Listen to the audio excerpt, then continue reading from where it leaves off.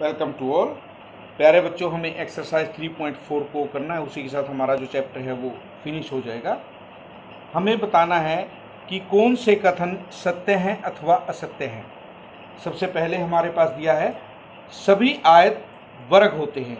देखिए, वर्ग की क्या प्रॉपर्टी होती है, सभी की सभी भुजाएं बराबर होनी चाहिए, लेकिन आयत में सभी भुजाएं बराबर नहीं होती, सिर्फ सम्मुख भुजाओं का एक एक आमने सामने की भुजाएं बराबर हैं, जबकि वर्ग में चारों भुजाएं।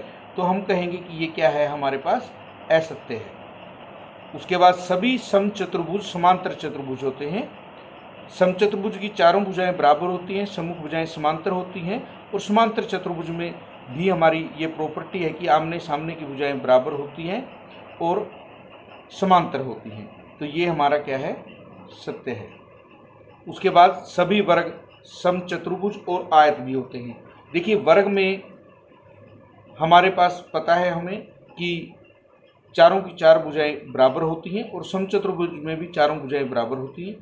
आयत में क्या होता है, प्रत्येक कोण 90 को और आमने सामने की भुजाएं बराबर, वो भी हमारा वर्ग जो है शर्त पूरा करता है, इसलिए हम कह सकते हैं कि ये हमारा सत्य है।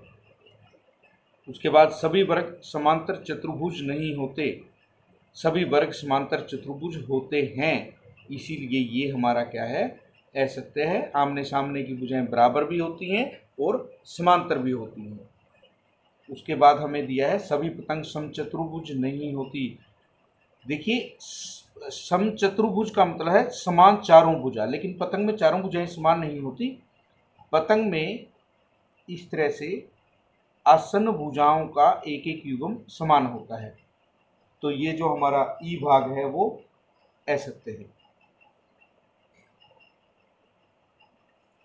क्योंकि सभी पतंग हमें समचतुर्भुज दी हुई है, जबकि ऐसा नहीं होता।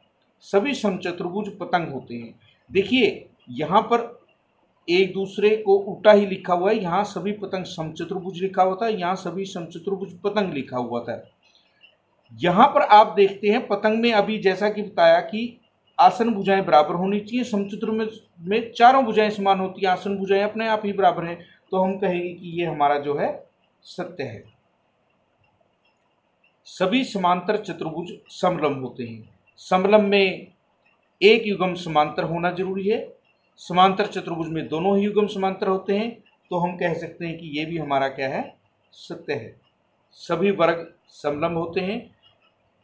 समलंब में आमने सामने की युग्म जो है, एक ही युग्म सिर्फ समांतर होना जरूरी है, वर्ग में दोनों ही युग्म समांतर हैं, तो हम कह सकते हैं कि ये हमारा सत्य है। यही प्रॉपर्टी हमारी यहाँ थी। उसके बाद क्वेश्चन नंबर 2, उन सभी चतुर्भुजों की पहचान कीजिए जिनमें चारों भुजाएं बराबर लंबाई की हों और चार समकोण हों।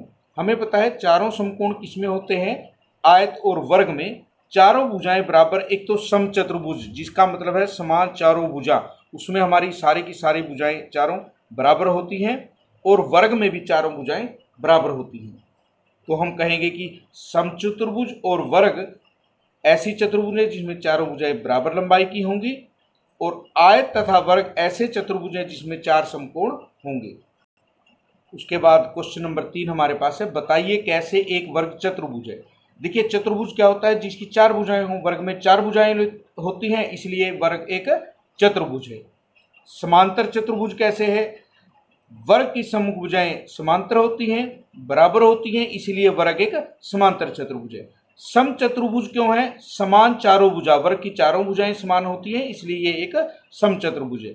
आयत कैसे, आयत की प्रॉपर्टी क्या होती है, आयत में आमने सामने की भुजा बराबर होती है, प्रत्येक कोण 90 डिग्री का होता है, तो वर्ग की भी आमने सामने की भुजाएं बराबर होती हैं और प्रत्येक कोण 90 डिग्री का होता है, इसलिए वर्ग एक आयत भी है। एक चतुर्भुज का नाम बताइए जिसके विकर्ण एक दूसरे को समद्विभाजित करते हैं, समान दो भागों में बांटते हैं एक दूसरे को। वो समांतर चतुर्भुज, समचतुर्भुज, आयत और वर्ग हैं। इन सभी में विकर्ण एक दूसरे को समद्विभाजित करते हैं। लंब समद्विभाजक का मतलब जहां पर वो समद्विभाजन कर रहे हैं वहां 90 डिग्री का कोण बनता है। समचतुर्भुज और वर्ग में 90 डिग्री का कोण बनता है। उसके बाद हमसे पूछा गया है, बराबर विकर्ण किसके होंगे, वर्ग और आयत के विकर्ण हमेशा बराबर होते हैं। क्वेश्चन नंबर 5, बताइए एक आयत उत्तल चतुर्भुज कैसे है। उत्तल बहुभुज वो था जिसमें हम शीर्षों को या विकर्णों को मिलाते हैं तो वो हमारे चतुर्भुज या जो जितने भुजा की भी वो बहुभुज है उसके अंदर ही होना चाहिए, बाहर नहीं जाना चाहिए। यहाँ पर हम देखते हैं ये एक आयत है, इसके विकर्णों को जब हमने मिलाया तो दोनों ही विकर्ण जो हमारे हैं वो इसके अभ्यंतर में है, इसलिए हम कह सकते हैं यह एक उत्तल चतुर्भुज है। उसके बाद क्वेश्चन नंबर 6 हमारे पास, ABC एक समकोण त्रिभुज है। यहाँ पर हम देख सकते हैं ये हमारी एक समकोण त्रिभुज है। O जो है समकोण के सामने की भुजा का मध्य बिंदु है, यानी कि कर्ण का मध्य बिंदु है। हमें बताना है कि O A, B और C से समान दूरी पर कैसे होगा। समकोण त्रिभुज में कर्ण का मध्य बिंदु इन तीनों बिंदुओं से समान दूरी पर कैसे होगा।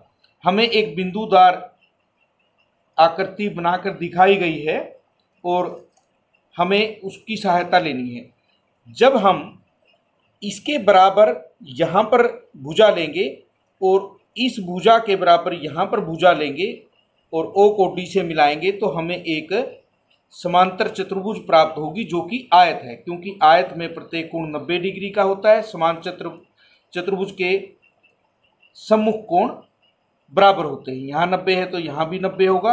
आसन कोणों का योग 180 है, ये 90 है तो ये 90 और ये 90 तो ये 90, ये हमें एक आयत प्राप्त होगी। अब हम देखते हैं AD समांतर BC और AB समांतर DC। AB और DC समांतर हैं, AD और BC समांतर हैं। ये हमारे पास एक समांतर चतुर्भुज है, जैसा कि हमने बताया एक आयत है।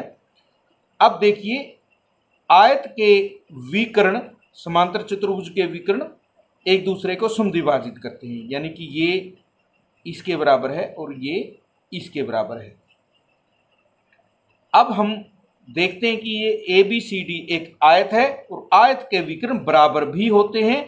इसका जो आधा भाग बनेगा ये दोनों बराबर हैं, ये भी दोनों बराबर हैं। तो हम देखें O से A की दूरी, O से C की और O से B की दूरी समान दूरी है। तो हम कह सकते हैं कि बिंदु जो O है ABC, और यदि हम इस पूरी आकृति को लें तो D से भी वो समान दूरी पर है, क्योंकि AC बराबर BD है। तो इसी के साथ हमारा ये चैप्टर समाप्त हुआ।